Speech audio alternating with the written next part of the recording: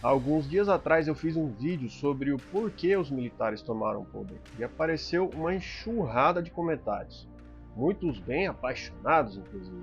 E quanto mais eu lia, mais eu percebia a existência de vários mitos sobre os motivos que levaram ao golpe de 1964. Então vamos lá. Primeiro mito: tudo foi arranjado pelos Estados Unidos. Segundo e terceiro mito estão juntos, que foi tudo dentro da legalidade e com apoio da população. Quarto mito: os militares não tomaram nada, eles foram chamados pelo Congresso e responderam. E o quinto mito era para proteger o Brasil de um golpe comunista. Então bora explicar esses mitos com a história. Olá senhoras e senhores, bem-vindos ao canal Explicando com a História, onde a gente explica assuntos da atualidade com a história. E o assunto de hoje são 5 mitos sobre o golpe de 1964. E os livros que eu usei para fazer esse vídeo são esses dois que eu estudei, né? Que eu já falei no vídeo anterior. A Ditadura Envergonhada, que é do Hélio Gaspari, é o primeiro volume de uma série e tem muita informação. O autor fez várias entrevistas com o pessoal que participou, inclusive vários generais que foram presidentes.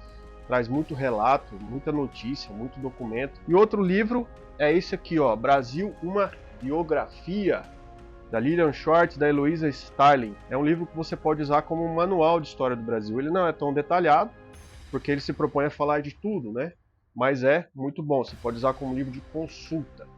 Então vamos lá. O primeiro mito, que foi tudo arranjado pelos Estados Unidos. Essa é uma ideia bem comum e apareceu várias vezes nos comentários do último vídeo. Eu, inclusive, aprendi isso na escola. Tinha figurinha no livro didático com um navio, né? Apontando as armas, dizendo apenas garantindo a ordem democrática ou alguma coisa parecida. Várias pessoas falaram que a tomada do poder pelos militares foi algo totalmente arranjado pelos Estados Unidos e que não teria acontecido se o tio Sam não tivesse dado a sua autorização. Só que vamos lá. De fato, um plano para intervir aqui estava sendo discutido desde 1961, ainda com o presidente Kennedy, e foi chamado Plano de Contingência 261. No dia 20 de março de 1964, o presidente americano Lyndon Johnson autorizou a formação de uma força naval para intervir aqui no Brasil, caso isso fosse necessário. A decisão foi tomada durante uma reunião na Casa Branca, e nela, quem que estava lá? Estava o chefe da CIA, o secretário de Estado e representantes do Ministério da Defesa. O plano estabelecia basicamente que, no caso de um golpe à esquerda, o governo americano ia dar apoio. O apoio ia ser clandestino, com comida, combustível, armas, munições, e só mandaria tropas mesmo se Cuba ou o bloco soviético fizesse a mesma coisa. O cônsul americano que estava aqui, ele acompanhou tudo bem de perto, e na noite do dia 31, esse plano de contingência 261 virou a Operação Brother Sun, que iria trazer vários navios, munição e combustível no caso de um golpe à esquerda. Só que isso nunca chegou a acontecer. E se acontecesse, ia levar ainda pelo menos 10 dias até chegar ao Brasil essa grande força naval. Isso tudo, pessoal, é documentado. O governo americano revelou os documentos que antes eram secretos que falam disso. Então, que manipulação que é essa que deixou nada pronto aqui? Que ia levar 10 dias para chegar. E tem mais, não há evidências de que nenhum brasileiro, civil ou militar, participaram da deposição de Goulart porque os Estados Unidos mandaram. Simplesmente não tem evidência disso. Segundo mito, que foi tudo dentro da legalidade. No terceiro, que foi com apoio amplo da população. Esses também apareceram nos comentários do vídeo anterior várias vezes e eu vou explicar para vocês eles juntos, vocês vão entender por quê. Então vamos lá. A primeira ilegalidade foi o próprio fato de você ter os militares se levantando contra um governo instituído. A partir do momento que uma parcela dos militares foi para a rua com o objetivo de derrubar o presidente, já estava na ilegalidade. Isso era função do Congresso. Quem tira o presidente do poder é a população, ou não votando nele, ou por meio de seus representantes eleitos, que vão fazer um processo de impeachment. Já aconteceu aqui no Brasil 2 vezes, inclusive, com o Collor e com a Dilma. Os militares que se levantaram contra o governo estavam em motim. A segunda ilegalidade, a declaração de que o cargo de presidente estava vago no dia 2 de abril de 1964, isso contra os protestos de Tancredo Neves, sendo que o Jango ainda estava no Brasil, ele só saiu no dia 4. A terceira ilegalidade, a eleição que colocou o Castelo Branco no poder no dia 11 de abril de 1964 foi indireta, ou seja, só os membros do Congresso Nacional votaram. Só que os membros, os deputados, senadores que eram considerados de esquerda e sabia-se que eram contrários ao que estava acontecendo, tinham sido cassados. Essas cassações foram ilegais. Daí apenas quem era a favor votou e uma parte se absteve, com muita coragem inclusive. E detalhe, nessa eleição só tinha um candidato, o general Castelo Branco. Aí fica fácil ganhar, Chapa de um só e sem oposição. Não teve uma eleição aberta para ver se o povo queria mesmo o Castelo Branco. Em eleição direta pode ser considerada válida, já que os deputados de oposição não puderam votar, tinham sido cassados ilegalmente. O quarto mito, que o Jango fugiu e os militares foram chamados para pôr ordem na casa. Aqui é como se os militares não tivessem feito nada durante os dias dos eventos que levaram ao golpe, como se eles estavam ali de boa nos quartéis e aí o governo caiu sozinho e a galera chamou, assume aqui que tá uma bagunça, que o Jango fugiu, então alguém tem que dar ordem nisso aqui. Só que isso é desmentido pela própria cronologia dos fatos. O governo de João Goulart estava sim em dificuldades e não conseguia base para votar seus projetos, mas só desmanchou mesmo depois que os militares colocaram as tropas na rua, alguns militares, a partir do dia 1º de abril. E tem outra, o Goulart foi deposto e o cargo de presidente foi declarado, como eu já falei antes, no dia 2 de abril, enquanto ele ainda estava aqui no Brasil.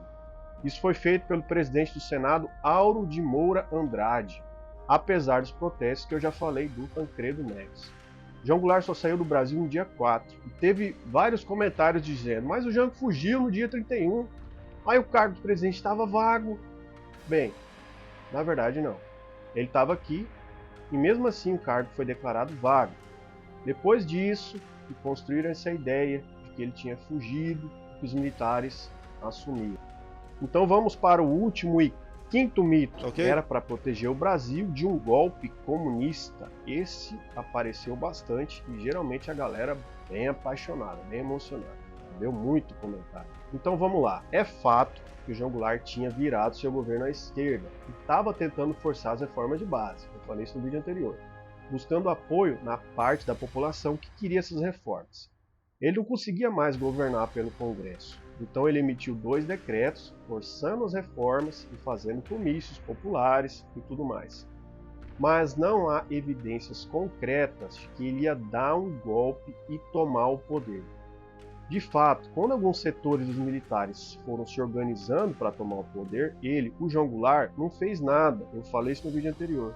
Ele não deu golpe, não chamou as forças armadas que eram fiéis, não caçou os deputados que não concordavam com ele, não censurou a imprensa, não mandou prender os militares que estavam se mostrando contra ele.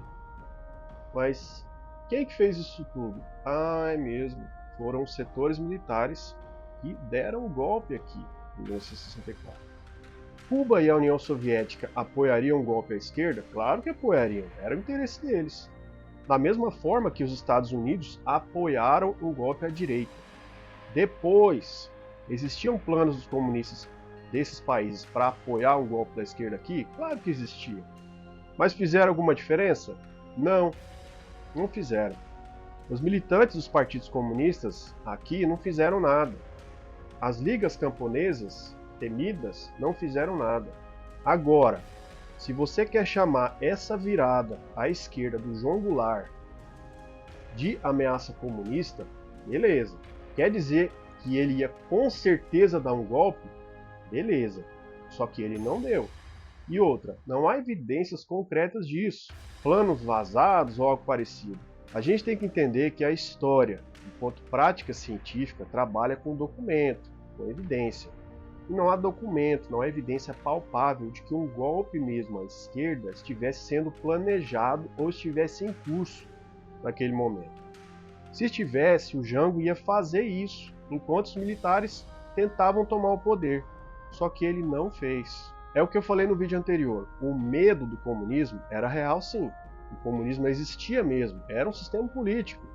Tinha acontecido a Revolução Cubana, a gente estava no auge da Guerra Fria, a virada dele à esquerda e a forçação das reformas por decreto eram reais. Então, baseado nesse medo do comunismo e nas ações do próprio Jango, muita gente agiu e aceitou a ação dos setores militares que tomaram o poder. Mas se existia mesmo uma ameaça de golpe à esquerda, bem, o que a gente tem de evidência real hoje diz que não. Mas se alguém quer acreditar mesmo, aí é questão de fé. E fé é a certeza de coisas que se esperam e a convicção de fatos que não se veem. Então é isso, pessoal. Espero que tenham gostado desse vídeo, que eu falo aí de alguns mitos sobre o golpe militar de 1964. Lembrando mais uma vez os dois livros que eu utilizei. Ditadura Envergonhada, do Hélio Gaspari, muito bom. E Brasil, uma biografia, né, da Lilian Schwartz, da Eloisa Starling. Se gostou, deixa o like, curte, compartilha, comenta. Se não gostou, comenta aí também. A galera que não gosta geralmente comenta bastante. E até o próximo vídeo do Explicando com a História.